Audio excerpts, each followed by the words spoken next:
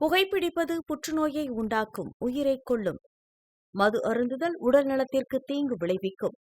பாதுகாப்பாக இருப்பீர், மது அருந்திவிட்டு வாகனம் ஓட்டாதீர்.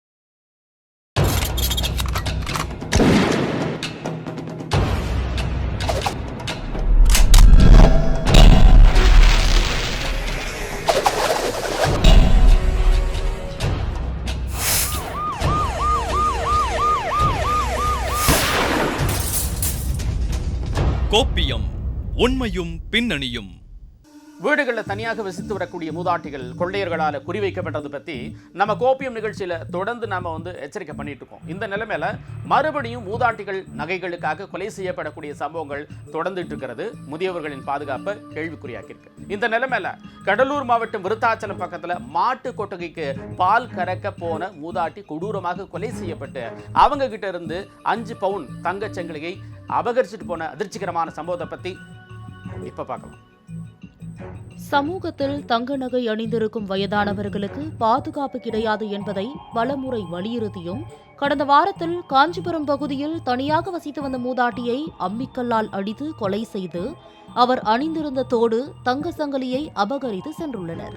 இந்நிலையில் ஒரு வார இடைவெளியில் அரங்கேறியிருக்கும் மீண்டும் ஒரு சம்பவம் அதிர்ச்சியை ஏற்படுத்தியுள்ளது. கடலூர் மாவட்டம் விருத்தாச்சலம் அருகே பரவலூர் கிராமத்தை சேர்ந்த சின்னசாமி என்பவரின் மனைவி கஸ்தூரி அதே கிராமத்தில் சாலையோரத்தில் மாட்டுக் கொட்டகை அமைத்து மாடுகளை பராமரித்து வந்துள்ளார். இந்நிலையில் கடந்த 2 நாட்களுக்கு முன்பு வழக்கம் போல் காலையில் பால் கறப்பதற்காக மாட்டுக் கொட்டகைக்கு சென்றுள்ளார். ஆனால் நீண்ட நேரமாகியும் தாயாரை காணவில்லை என மகன் மாட்டுக் கொட்டகைக்கு சென்று பார்த்துள்ளார். அப்போது கொட்டகைக்கு அருகில் உள்ள ஓடையில் மூதாட்டி கஸ்தூரி துணியால் வாய் கட்டப்பட்ட நிலையில் சடலமாக கிடந்துள்ளார். இதனை கண்டு அதிர்ச்சியில் உறைந்து போன மகன் உடனடியாக அக்கம் பக்கத்தினரை உதவிக்கு அழைத்து போலீசாருக்கும் தகவல் கொடுத்துள்ளார். தகவலின் பேரில் சம்பவ இடத்திற்கு வந்த விருத்தாச்சலம் காவல்துறையினர் சம்பவ இடத்தை பார்வையிட்டு மூதாட்டியின் சடலத்தை சோதித்ததில் அவர் அணிந்திருந்த 5 பவுன் தங்க சங்கிலி காணாமல் போயிருந்தது தெரியவந்தது. பின்னர் மூதாட்டியின் உடலை கைப்பற்றி பிரேத பரிசோதனைக்காக கடலூர் அரசு மருத்துவமனைக்கு அனுப்பி வைத்தனர். பின்னர் நடந்த சம்பவம் குறித்து வழக்கு பதிவு செய்து வாயில் துணியை வைத்து அடித்து கொலை செய்து 5 பவுன் தங்க சங்கிலியை பறித்து சென்ற கொள்ளையர்கள் குறித்து விருத்தாச்சலம் போலீசார் தீவிர விசாரணை நடத்தி வருகின்றனர்.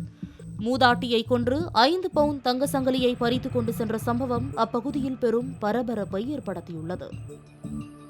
ஒரு பக்கம் வீட்டில் தனியாக வசித்து வரக்கூடிய மூதாட்டிகள் குறிவைக்கப்பட்டு அவங்கள கொலை பண்ணி கொள்ளையர்கள் நகைகளை அபகரிச்சுக்கிட்டு இருக்கக்கூடிய நிலைமையில பெரம்பலூர், திருப்பத்தூர், கடலூர், சிவகங்கை உட்பட தமிழ்நாட்டில் சுமார் 5 மாவட்டங்களில் ஒரே நேரத்தில் பூட்டி இருக்கக்கூடிய வீடுகளை குறிவைத்து சுமார் 100 சவரனுக்கும் அதிகமான நகைகளை கொள்ளையடிச்சு போலீசாருக்கு சவாலாக மாறி இருக்கக்கூடிய மக்களை அச்சத்தில் ஆழ்த்திருக்கக்கூடிய கொள்ளை சம்பவங்களை பற்றி இப்போ பார்க்கலாம்.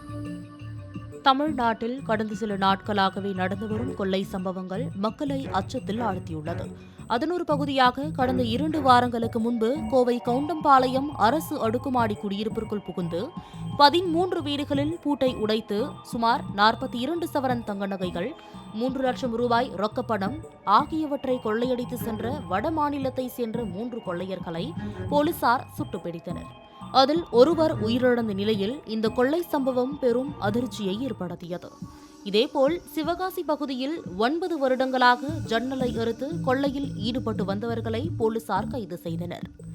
இப்படி கொள்ளை சம்பவங்கள் அதிகரித்து வரும் நிலையில் கடந்த வாரத்தில் பெரம்பலூர், கடலூர், திருப்பத்தூர், சிவகங்கை ஆகிய பகுதிகளில் முகமூடி கொள்ளையர்கள் நடத்தி வரும் கொள்ளை சம்பவங்கள் மக்களை பீதியில் ஆழ்த்தியுள்ளது.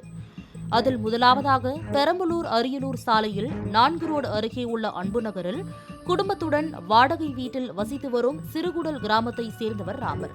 நள்ளிரவில் ராமரின் வீட்டின் கதவை உடைத்து உள்ளே சென்ற மர்ம நபர்கள் ராமர் மனைவி ஐஸ்வர்யாவின் கழுத்திலிருந்த 7 சவரன் தங்க சங்கிலியை பறிக்க முயன்றதோடு சத்தம் கேட்டு ஓடி வந்த ராமரை மர்ம நபர்கள் அவர் காலில் இரும்பு ராடால் தாக்கிவிட்டு அவரது குழந்தையின் கழுத்தை நெரித்து மிரட்டியுள்ளனர். வேறு வழியின்றி அமைதியான ஐஸ்வர்யாவின் கழுத்திலிருந்த தாலி சங்கிலியை பறித்து கொண்டு மர்ம நபர்கள் தப்பியோடியுள்ளனர்.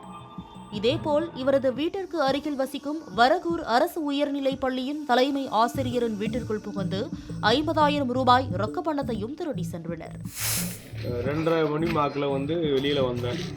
தண்ணி குடிக்காம தண்ணி குடிக்கலாமல் வரும்பொழுது அந்தாண்ட கேட் இருக்கு, இது இந்த படி இருக்குங்க, அது திறக்கலாம்னு பார்த்தா வெளியில் வந்து லாக் பண்ணிருந்தாங்க. வெளியில் லாக் பண்ணினா லாக் பண்ணுறாங்கன்னு நினச்சிக்கிட்டு நான் இந்தாண்ட வந்து பார்க்குறேன், இது வந்து திறந்து இருந்துச்சு. திறந்துருந்த உடனே கிட்ட வந்து பார்க்குறேன், உடனே அது ஓப்பனாக இருந்துச்சுங்க. அப்புறம் உடனே பீரோ போய் பார்க்குறேன், பீரோவில் திறந்துக்கிறது அது மாதிரி அசம்பவமாக இருந்துச்சு. அப்புறம் வீட்டில் ஏப்பா என்னப்பா திருட வந்துட்டான்னு சத்தம் போட்டு இங்கே வந்து பார்க்குறேன், எங்கள் கேட்டெல்லாம் உடச்சிருக்கு. இதெல்லாம் எவ்வளோ பணம் நான் 50,000 பணம் போச்சு. எத்தனை மணி இருக்கும் கரெக்டாக? நான் எழுந்துச்சு வந்து 2:30 மணிக்கு தான். 2:30 மணிக்கு. அதுக்கு முன்னாடியே வந்து எடுத்துகிட்டு போயிட்டான். நீங்கள் அப்போ தூங்கிட்டு தான் இருந்தீங்க? அவன் வரும்போது எங்களுக்கு ஒன்றும் தெரியல. அவன் வரும்போது நாங்கள் இதெல்லாம் மாதிரி இதை உடைச்சிருக்கிறேன் அதை உடைச்சிருக்கிறேன் எதுவுமே எங்களுக்கு தெரியல. ஆனால் எடுத்துட்டு போன பிறகுதான் எனக்கு தெரியுதுங்க. இதனைத் தொடர்ந்து இரண்டாவதாக திருப்பத்தூர் அருகே ராணுவத்தில் பணிபுரியும் நபர்களின் வீடுகளை குறிவைத்து முகமூடி கொள்ளையர்கள் நள்ளிரவில் உலாவந்த சிசிடிவி காட்சிகளும் வெளியாகி பரபரப்பை ஏற்படுத்தியது. பேர் தீபா, சிவசக்தி நகர் கலெக்டர் பங்களா பேக் சைடில் வந்துட்டு மண்டே நைட் ஒரு 1:30 இருக்கும். கரண்ட் ஆஃப் ஆச்சு. கரண்ட் ஆஃப் ஆன அப்புறமா நான் கேமரா ஆன் பண்ணி பார்த்தபோது ஒரு 4 மெம்பர்ஸ் அங்கேருந்து வந்துட்டு இருந்தாங்க, டார்ச் அடிச்சுட்டு வந்துட்டு இருக்கவும் அது நான் கோஸ்ட்டுன்னு ஃபஸ்ட்டு நான் திங்க் பண்ணேன். அப்புறமா கிட்ட வரதான் தெரிஞ்சது அது ஒரு பர்சன்ஸ் இல்லை, மாஸ்க் போட்டிருந்தாங்க ஃபேஸில். அப்புறமா வந்து எங்கள் வீட்டுக்கிட்ட வந்து அது காலிங் பெல் கிட்ட நின்றுட்டு இருந்தாங்க. இந்த காலிங் பெல்லும் ஒர்க் ஆகிறது இல்லை. அது காலிங் பெல் அடித்தாங்களா என்னன்னோ எனக்கு தெரியல. அங்கேயே நின்றுட்டு இருந்து அப்புறமா டார்ச் அடித்து பார்த்துட்டு கிளம்பிட்டாங்க. கிளம்பி போனப்புறமா நான் பக்கத்தில் இருக்கவங்க எல்லாருக்குமே கால் பண்ணி இன்ஃபார்ம் பண்ணதும் எல்லாம் லைட் போடுறதுக்குள்ளே எல்லாருமே எஸ்கேப் ஆயிட்டாங்க அப்படின்னு சொன்னாங்க. அப்போதான் அவ்வளோதான். இதனைத் தொடர்ந்து மூன்றாவதாக சிவகங்கை மாவட்டம் சிங்கமுன்னரியில் பூட்டி கிடந்த வீட்டை நோட்டமிட்ட கொள்ளையர்கள் அடுத்தடுத்து 2 வீடுகளில் கைவரிசை காட்டிய சம்பவம் அந்த பகுதியில் அதிர்ச்சியை ஏற்படுத்தியது.